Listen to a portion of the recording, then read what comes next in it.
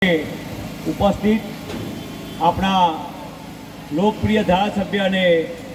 ગુજરાત વિધાનસભાના પૂર્વ અધ્યક્ષ આદરણીય શ્રી વોરા સાહેબ, આપણા લોકસભાના ઉમેદવાર આદરણીય બેન શ્રી શોભનાબેન, ભારતીય જનતા પાર્ટી સાબરકાંઠા જિલ્લાના પૂર્વ અધ્યક્ષ આદરણીય શ્રી તખતસિંહ બાપુ, ભારતીય જનતા પાર્ટી સાબરકાંઠા જિલ્લાના મહામંત્રી આદરણીય શ્રી વિજયભાઈ પંડ્યા, ઈડર તાલુકા પંચાયતના પૂર્વ પ્રમુખ અને બાળ બચત ગોપાલ મંડળીના ચેરમેન આદરણીય શ્રી અશ્વિનભાઈ, ઈડર તાલુકા ભારતીય જનતા પાર્ટીના પ્રમુખ શ્રી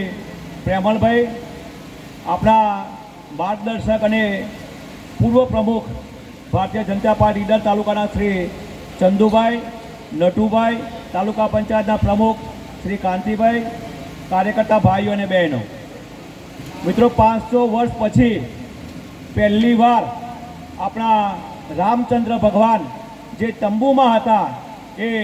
પહેલી વાર આ રામનવમી એ પોતાના નિજ મંદિરમાં ઉજવી રહ્યા છે. આ રામનવમી નિમિત્તે હું ભારતીય જનતા પાર્ટીના તમામ કાર્યકર્તાઓને ભાજપ વતીની ખૂબ ખૂબ શુભેચ્છાઓ પાઠવું છું. મિત્રો, ભારતીય જનતા પાર્ટીના કાર્યકર્તાઓ અને એમાં પણ ઈડર વિધાનસભાના જે કાર્યકર્તાઓ છે એમની ચૂંટણીમાં કામ કરવાની શૈલી એક આગવી પ્રકારની છે. આપણે જોયું છે કે જ્યારે હિતુભાઈ કનોડિયા આપણી વિધાનસભામાં ઉમેદવાર થઈને આવ્યા ત્યારે આખું પ્રદેશનું મોવડી મંડળ એવું માનતું હતું કે ઈડર વિધાનસભા એ સી ગ્રેડમાં છે, પરંતુ ત્યાર પછી છેલ્લા 5 દિવસમાં આપણા ધારાસભ્ય શ્રી વોરા સાહેબે જ્યારે આ પ્રવાસ કર્યો આપણા વિસ્તારમાં અને એક નવી ઉર્જાનો સંચાર આપણા કાર્યકર્તામાં એ સમયે